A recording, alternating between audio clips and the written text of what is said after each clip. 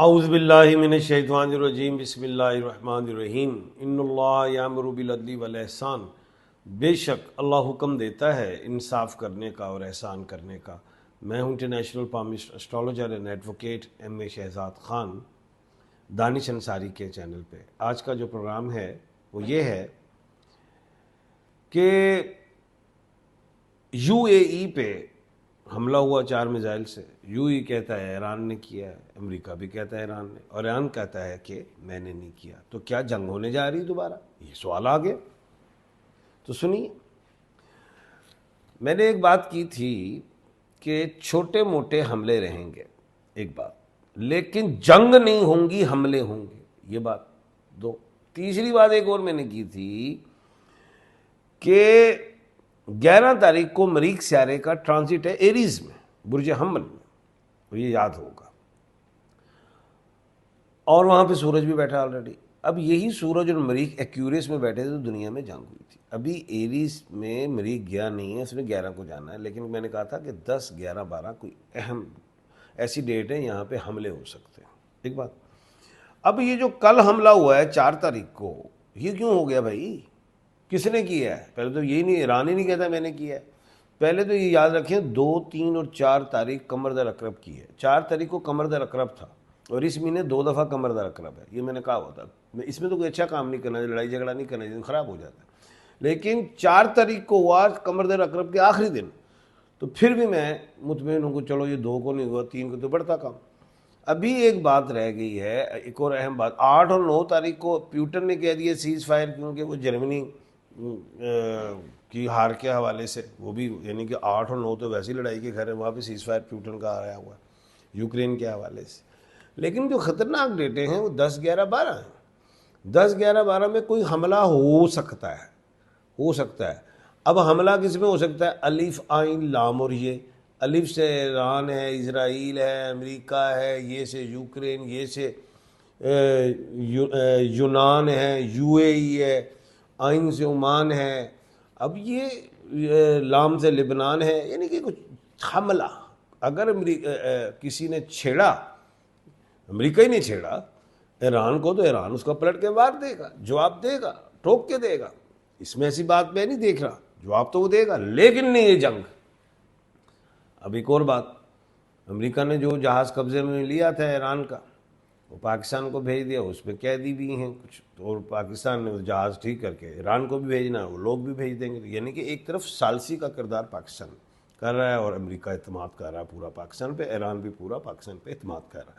और ये मैंने शुरू से कहा हुआ है कि मुल्क पाकिस्तान के सर पे खित्ते की पग है। इंशाल्लाह दुनिया में इज़्ज़त होगी, बड़ी बड़ी ताकतें लड़नी, और फैसला जो है जो सालसी का है वो मुल्क पाकिस्तान का है। अब सवाल पैदा होता है कि ईरान ने अगर हमला नहीं किया तो किया किसने? तजिए पे तो मैं नहीं जा रहा, क्योंकि मामला अलिफ, आइन, लाम और ये में, तो इन्हीं में से किसी ने किया है। अब एक फादर ऑफ लैंड और मदर ऑफ लैंड भी तो है, एक ईरान, एक वो क्या कहते हैं, इंडिया अपने आप को मदर इन लैंड कहते हैं, इसराइल अपने आप को फादर इन लैंड कहते हैं, आपस में जो लगे हुए हैं। तो इनमें से भी कोई शरारत, कोई मामला हो सकता है। और उसमें अगर हम देखें कुछ एक्सपायर हुए हैं यूएई में, तो वो भी इंडियंस थे। तो ताकि कोई मामले में कोई गड़बड़ आए, क्योंकि मैं ही समझता हूँ अमेरिका तो वापस जाना चाहता है, इसराइल नहीं जाना चाहता, क्योंकि उसका जो ख्वाब है ग्रेटर इसराइल का, वो चकनाचूर हो जाता है। तो खैर जो मर्जी हो जाए। अब कहने का मतलब ये है कि मैंने 10, 11, 12 डेटें तो मैंने ऐसी बता दी कि इसमें हमला हो सकता है, वो कुछ ज़रूरी नहीं हो ही जाए, एक वैसे ही एक तशवीश, बल्कि एक छोटा सा पॉइंट मैंने बताया, लेकिन जंग नहीं होगी, थर्ड वर्ल्ड वार नहीं है। अब अगली बात सुने, 14 तारीख को मरकरी और वीनस का ट्रांजिट है, एक धन की देवी और एक मोहब्बत की देवी, इन दोनों का ट्रांजिट आ रहा है। अब 14, 15 ही को, 14, 15 को ट्रंप जा रहे हैं चाइना।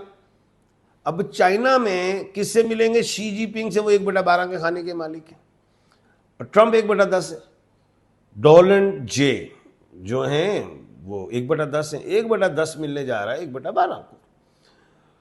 अब शी जिनपिंग से जब वो बात होगी तो वो 2 प्लैनेट का ट्रांजिट है, तो वहाँ पे मोहब्बत से भी गुफ्तगू होगी ट्रंप की, क्योंकि वो ये तो नहीं ना कि यूक्रेन के सदर को आप चाइना जा रहे हो शी जिनपिंग से, और वहाँ से मोहब्बत से भी बात होगी, दुनिया की इकॉनमी, पैसा, खित्ते की इकॉनमी, पैसे के मुतल्लिक बात होगी। फिर वो 2 दिन का दौरा है ट्रम्प साहब का, फिर वो जाएंगे वापस। अब वापसी में 16 और 17 है, 16 और 17 को क्या है, 16 तारीख को कमर दर्द सो रहा है मून टॉरस में। वो तो बड़ी अच्छी बात होती है कि अच्छी खबर देख रहा हूँ, अच्छी खुशबू देख रहा हूँ कि जो भी दो सरबराहान में बड़ी ताकतों में बैठ के जो बात होगी तो उसका जो बयान देंगे ट्रम्प वो पॉजिटिव देंगे, कोई ठां भां ठां नहीं करेंगे जैसे वो कर देते हैं। अब वो पावरफुल कंट्री से बात करेंगे, एक पॉजिटिव बयान देंगे, ऐसे है। और मुआहदात पे जो भी पाकिस्तान के साथ बात होगी, पाकिस्तान फिर ईरान से बात करेगा, सारे मामला, चाइना की भी बात होगी, सऊदीया की भी होगी, सारी बातें होंगी। पाकिस्तान जो है इस मसले का हल निकालेगा। मुझे आगे पॉजिटिव खुशबू दिखाई दे रही है। जंग की तरफ फिर भी मेरा माइंड नहीं है। जंग वार होती है, हमला और अटैक होता है, ये दो चीज़ों में फ़र्क होता है। अटैक हुआ है, अब वो तो ईरान ही नहीं मान रहा कि मैंने किया, तो किसी या किसी ने, ये शरारतें हैं बीच में। तो नज़र पाकिस्तान ने भी रखी हुई है, ईरान ने भी रखी हुई है, सऊदीया भी देख रहा है, नो डाउट चाइना भी देख रहा है, रशिया भी देख रहा है कि भाई शरारत कौन कर सकता है। इसराइल के लिए भी सोचा जा रहा है, और भी ममालिक के लिए सोचा जा रहा है, इंडिया के लिए भी सोचा जा रहा है। शरारत किसकी है? एक तरफ मुज़ाकरात और दूसरी तरफ ये चीज़ है सीज़ फायर की खिलाफ वर्जी, इस ऐसी चीज़ें हैं। ईरान ने जब कहा है कि जी मैंने मारा है, अगर तो उन जगहों पे मैंने मारा है, अगर सऊदीया पे भी हमला किया है तो उन्होंने कहा मैंने अमेरिकन अड्डे पे किया। मेरा सऊदीया भाई अगर किसी भी मुल्क पे, कुवैत पे, किसी पे भी अगर वो बात करते हैं कि मैंने अमेरिकन अड्डे पे कर रहा हूँ, मेरा आप लोगों से कोई दुश्मनी नहीं, तो उसने साफ कह दिया कि मैंने तो यूएई पे किया ही नहीं है हमला। और ये एक ऐसी बात है। तो खैर इन सारी चीज़ों का हल तो निकल आएगा। और ट्रम्प का दौरा जब हो जाएगा, चाइना से गुजर जाएंगे, वापस जाएंगे, कोई अच्छी खबरें आएंगी, फिर तेल भी कम होना शुरू होगा, कीमत गिरेगी। ये ऐसी चीज़ें हैं। लेकिन ये 2 4 5 दिन यानी कि 12 तारीख तक बस ये up down up down up down इस तरह ही हो, जंग हो रही है, वो नहीं हो रही, वो इंज हो गया, वो इंज हो गया, वो उन्हें हमला करता है, ये बस ऐसे ही है। जंग शंग कोई नहीं होनी, ये ज़हन नशीं कीजिएगा। आपके कुछ सवालात हैं, उनके मैं अब जवाबात भी इंशाल्लाह देता हूँ। हम लोग सैयद ख़ानदान से हैं, सबका नाम का आगे सईदा है।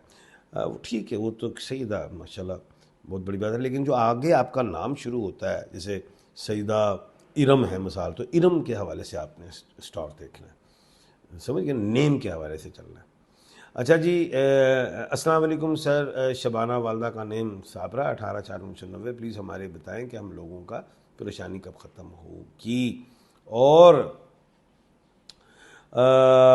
होगी और घर गाड़ी कब तक बनेगा। देखें बेटा, मुझे तो इस साल में हालात बेहतर होते हुए दिखाई दे रहे हैं, फिर आस्ता आस्ता बेहतर होंगे तो फिर जो ख्वाहिशात हैं वो अल्लाह के हुक्म से पूरी होना शुरू हो जाएंगी। ऐसे सिदरा भी है, बिल्कुल जी सिदरा जी, हमने आपका नाम 2 दफ़ा ले लेते हैं, सिदरा है। अच्छा जी, स्टार बता दें, ज़्यादा अच्छा था। वही किसका? राबिया का ऊपर आईडी है, तो राबिया का बन जाएगा लिब्रा। अच्छा जी, सबीन का नेम क्यों नहीं लेते? भाई सबीन ले लिया नाम, सबीन 2 दफ़ा ले लिया जनाब। अच्छा, बहुत बहुत जज़ाकल्लाह, आपको लंबी उम्र दे, आपने आंसर दिया। मैं भी किडनी की तकलीफ़ में हूँ, क्या मैं भी बेटे के पास जाऊँगी घर, और कब तक बनेगा? शेरोज़ अली का और मेरा फरजाना अवान 4/4/1973। अब ये लिखना था ना बेटा कहाँ रहता है, किस मुल्क में है, फिर उसके मुताबिक मुल्क को भी तो मैंने पढ़ना था, और आप किस मुल्क में हैं ये भी लिखना था। तो फिर कल आप दोबारा लिखिए, फिर मैं जवाब देता हूँ। कल इंशाल्लाह दोबारा मुलाकात होती है। अपना और अपने इर्द गिर्द के लोगों का ख्याल रखिएगा। मुझे दीजिए इजाज़त। अल्लाह हाफ़िज़।